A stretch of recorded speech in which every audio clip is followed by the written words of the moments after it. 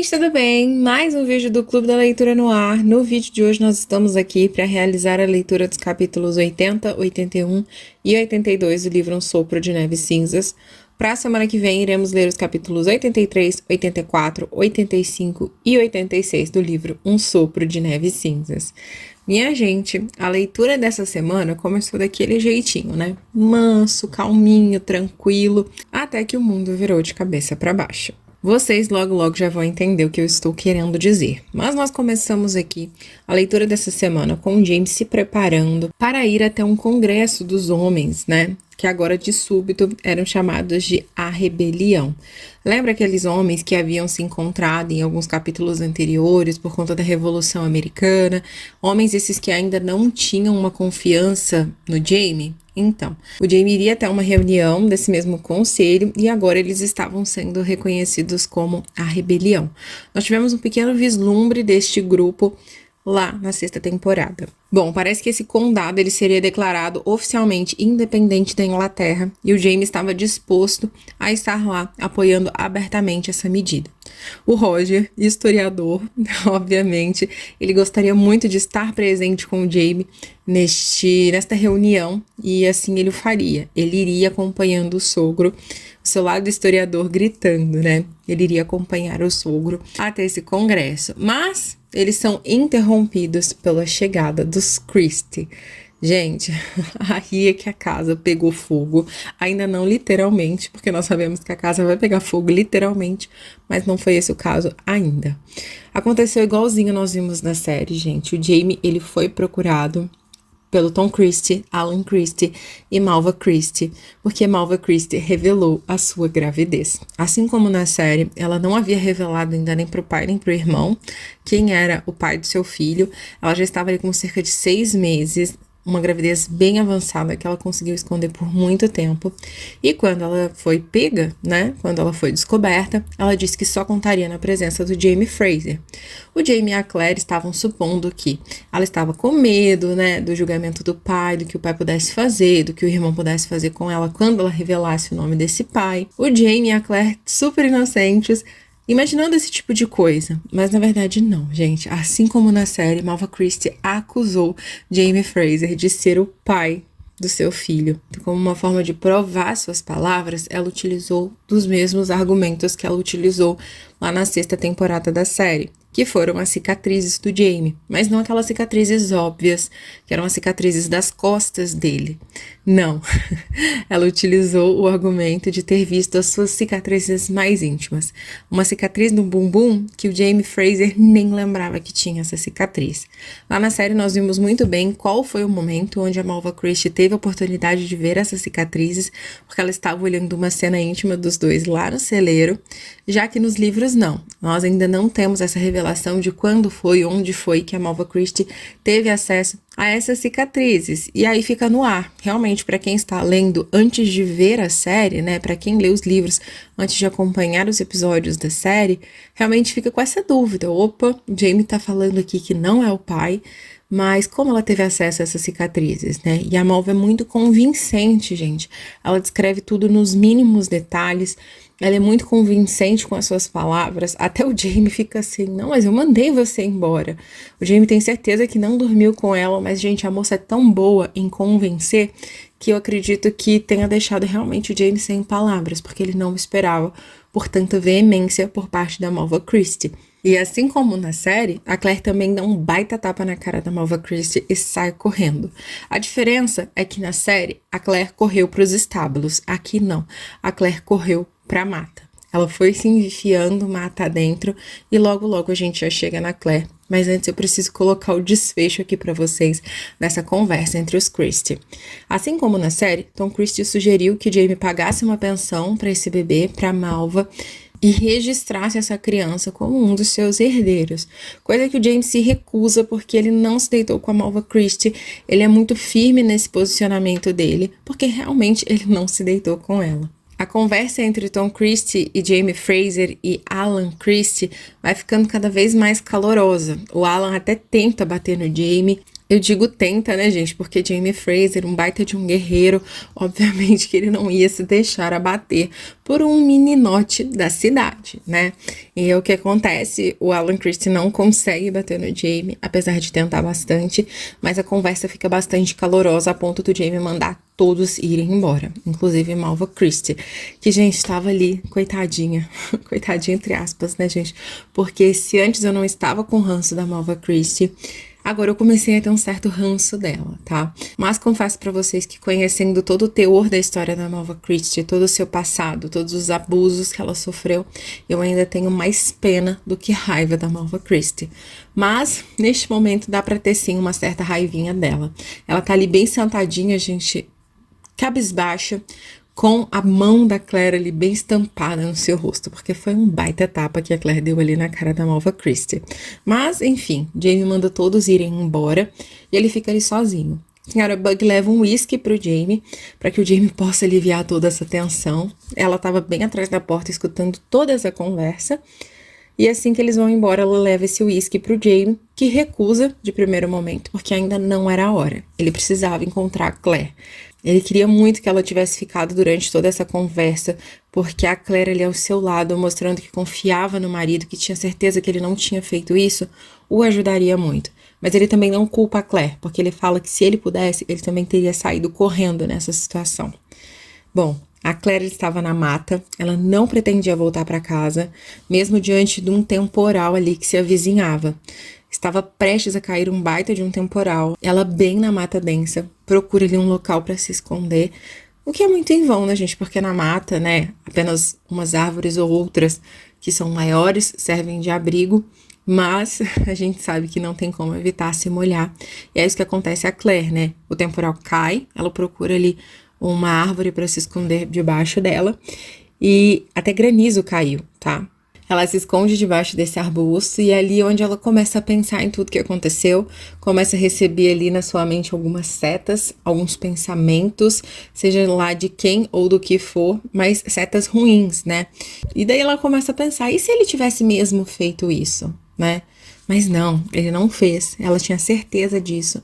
Mas se no momento onde ele imaginou que ia perdê-la, a dor do luto era tão grande, porque a Claire teve momentos ali durante a doença, porque a Malva Christie diz que eles ficaram juntos durante a doença da Claire. Então, cerca de mais ou menos 7 meses já se passaram desde o acontecido. Imagino eu que o cabelo da Claire tenha até crescido bem mais.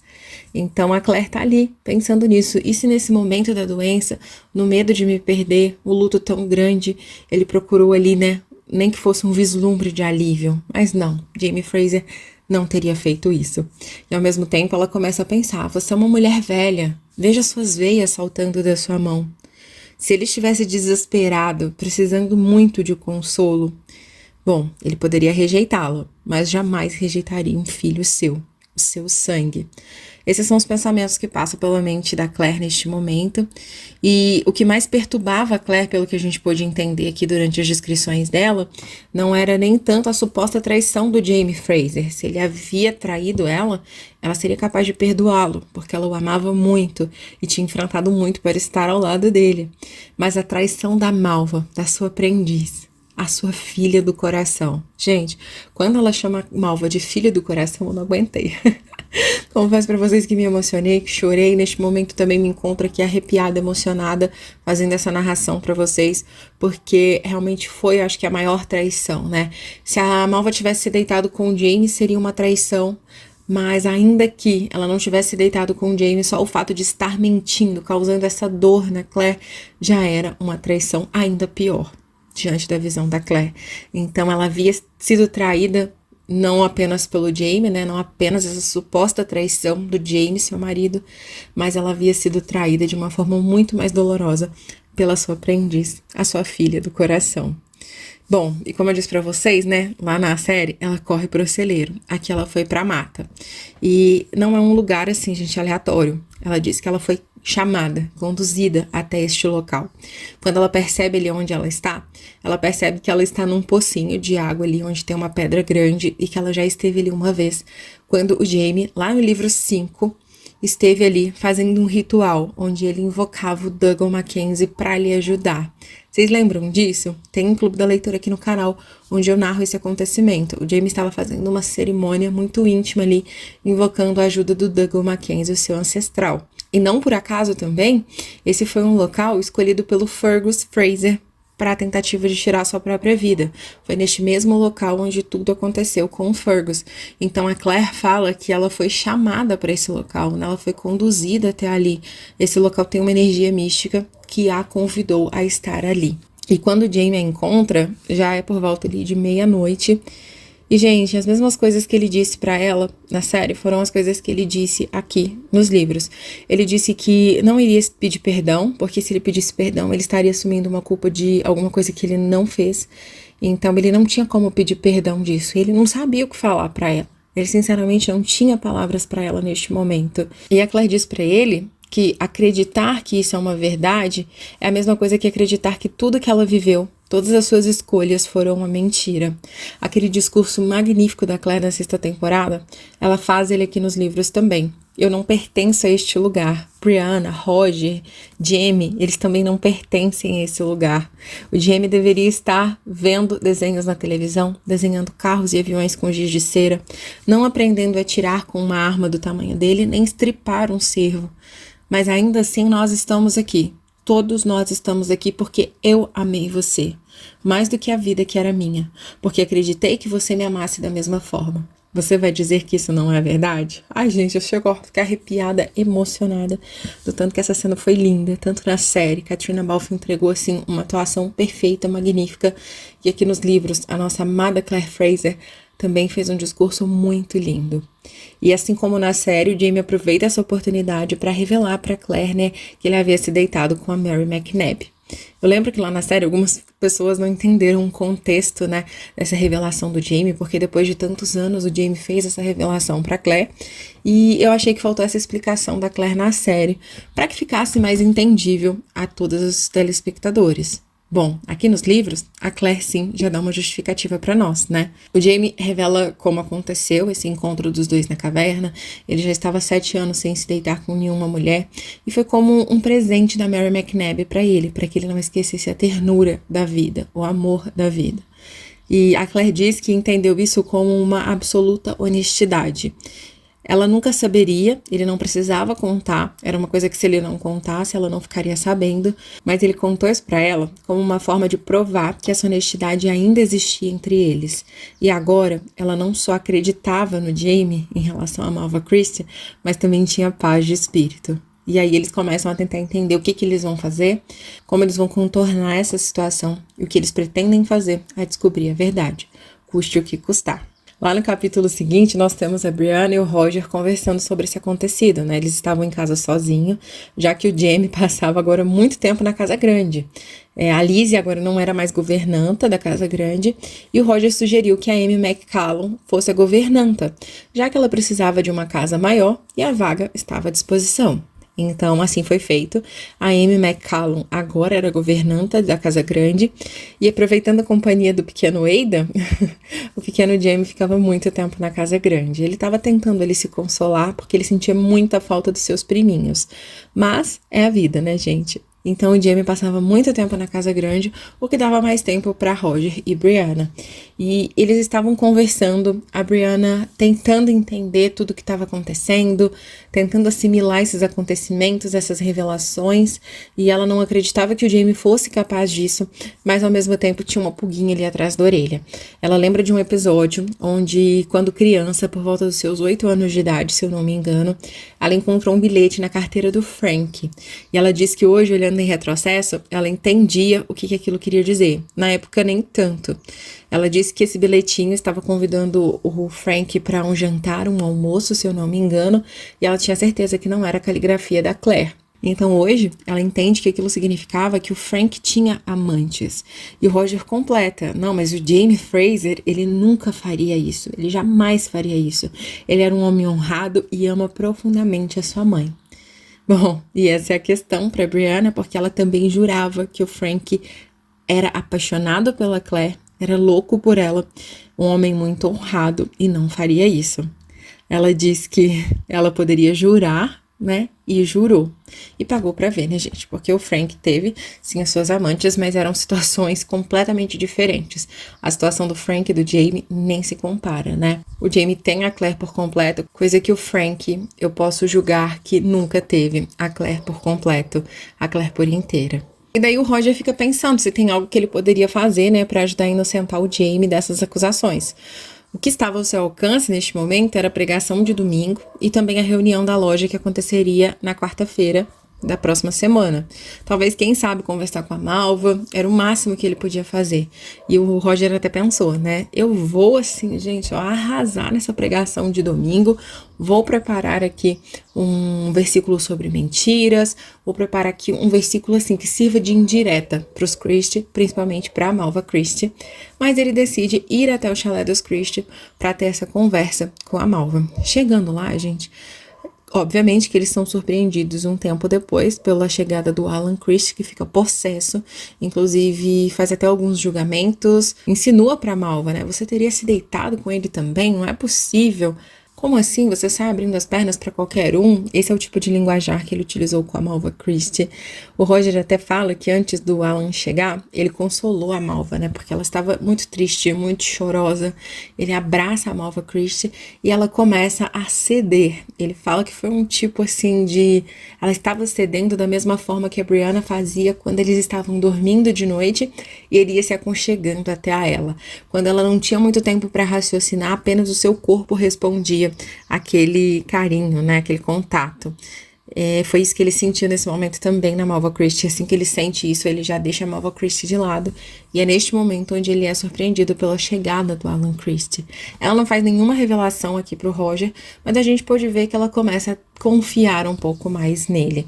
O Alan Christie também tenta bater no Roger, gente. O Roger não era muito bom de briga, mas ele era muito maior do que o Alan Christie. Então ele consegue ali, gente, segurar a mão do Alan, vai apertando e ele fala que o Alan faz uma cara de quem tá sentindo muita dor.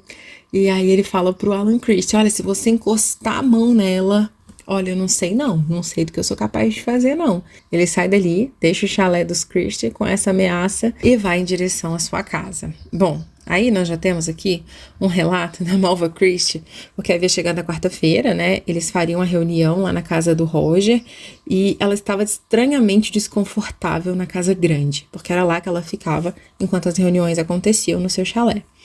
Ela estava extremamente desconfortável ali, doida para ir para casa, e inclusive ela conversa com o Bob Higgins nesse momento. O Bob Higgins estava lá e ela fala tudo o que aconteceu, tudo entre aspas que aconteceu ali em relação a essas revelações recentes da Malva Christie. Ela esconde a parte, né? Ela prefere não contar porque ele ficaria sabendo de qualquer outra forma. Ela não queria que fosse por ela não queria que fosse através dela que ele ficasse sabendo que o James estava sendo acusado de ser o pai dessa criança. Então ela conta que a Malva Christie estava grávida e o Bob Higgins sai correndo da casa grande, gente, vomitando. Ela não entende muito bem, mas logo depois, quando o Roger vai convidá-la, né, a retornar para casa, olha, a reunião já acabou, a gente pode voltar para casa. E ele até fala, né, eu vou pedir pra Amy McCallum fechar a casa. E ela fala, não precisa pedi-la, pode deixar que eu mesma vou até ela e peço para que ela feche a casa. A Claire havia ido fazer um atendimento, não voltaria nessa noite, passaria ao lado da pessoa que estava doente. E o Jamie, após a reunião na loja maçônica, havia ido pescar. Então, provavelmente passaria a noite toda pescando. Então a casa grande ficaria sozinha e a Brianna corre para pedir a Amy McCallum para fechar a casa, para evitar que o Roger vá fazer esse pedido. Bom, e o Roger conta para ela algo muito estranho que aconteceu, que inclusive o Bob Higgins estava até dormindo no seu chalé. Acontece que assim que a reunião terminou, ele encontrou Bob Higgins e Ian aos tapas do lado de fora do chalé, rolando no chão aos tapas. E como eles se separaram, né, e o Bob Higgins não podia ficar próximo do Ian, na casa grande, então o Roger oferece ali um cantinho no seu chalé para que ele possa ficar mais confortável durante essa noite. E ele até fala, você não prefere ficar aqui na casa grande, já que ele está na nossa casa? Ela diz, não, com ou sem Bob Higgins, eu prefiro ir para nossa casa. E, gente, no capítulo seguinte, que é o capítulo que finaliza essa história, gente, nós temos o Ian indo procurar a Claire. para contar para ela sobre todo o falatório, né, que já se instaurou ali em Reed. Ele fica surpreso porque até os homens do Jaime, né, os homens de Ardismuir, estão falando do Jaime, gente. E o Jaime queria encontrar uma forma de cessar esse falatório, de fazer com que isso não continuasse, mas ele não vai apenas para isso, gente. Ele também foi para dizer que, apesar de não querer se casar com a Malva Christie, ele deixa isso muito claro para Claire. Ele acabou se deitando com ela, e não apenas uma vez, mas várias vezes. Ele até fala aqui que ele nunca teve intenção de se casar com ela, ele se sentia até um pouco mal em falar isso, de não ceder aos seus encantos. Ele fala que a Malva Christie ficava na mata, levantava sua saia, ficava correndo de um lado para o outro, e ele sentia assim como um animal correndo atrás de uma fêmea no cio. Era essa a sensação que ele tinha, então ele nunca foi capaz de resistir aos encantos de Malva Christie. Mas num desses dias, onde ele foi encontrar com a Malva Christie no local onde eles sempre se encontravam, ela não estava lá, mas ele conseguiu ouvir as risadinhas dela. Quando ele segue esse som, ele fala para Claire: digamos que o que eu vi lá pode muito bem colocar o Bob Higgins também nessa fila aí para ser um possível pai dessa criança. Sim, Malva Christie também estava mantendo relações com o Bob Higgins, não apenas com o jovem Ian. A Claire fica assim, gente, embasbacada com essa informação, fica assim, horrorizada com isso. Mas ela pergunta pro Ian: você disse que nunca teve intenções de se casar com ela. Por quê, né? Por que você nunca teve intenções de se casar com ela? Malva Christie era uma menina muito bonita, muito desejada, atraía muitos olhares por onde se passava. Era uma menina que provavelmente tinha valores, né? Principalmente, aparentemente, falando. E ele disse aqui que ele sempre teve essa sensação de que ele não poderia adormecer ao seu lado. Ele não confiava nem um pouco na Malva Christie. Mas se essa criança fosse sua, o que poderia ser, ele passaria por cima de tudo e qualquer coisa e se casaria com a Malva Christie, porque apesar de tudo, ele queria esta criança. Se essa criança fosse dele, ele queria essa criança. A Brianna havia comentado com a Claire ali, né, as informações mais importantes da história do Ian com a Emily, e a Claire entendia essas motivações do Ian. Mas não adiantava, gente. Se o Ian se manifestasse como um possível pai dessa criança, toda Reed falaria que ele estava fazendo isso apenas para salvar a pele do Jaime e também, né, aumentaria ainda mais os falatórios em relação à honra da Malva Christie, né? Nossa, com quantos você se deitou. Então a Claire pede um tempo pro Ian, fala que vai conversar com o Jaime sobre isso, mas acredita que não, que é melhor ele ficar calado mesmo. E ela termina falando pro Ian: fique bem, pois isso não é o fim do mundo. Gente, como eu disse pra vocês, que leitura intensa, né? Como eu disse, a gente começa aqui, né, como quem não quer nada e termina, assim, com uma intensidade dessas nessa leitura, com todas essas tensões. E se você chegou até aqui, não esquece de comentar a hashtag O Fim do Mundo. O teu comentário é sempre muito importante, me ajuda muito aqui dentro do YouTube, ajuda muito o meu trabalho. Então comente se você chegou até aqui, hashtag O Fim do Mundo. Também se inscreve aqui no canal se for sua primeira vez assistindo os meus vídeos. Deixa o seu like, que é super importante para o meu trabalho. E eu vejo você no próximo vídeo. Um super beijo e até lá. Tchau!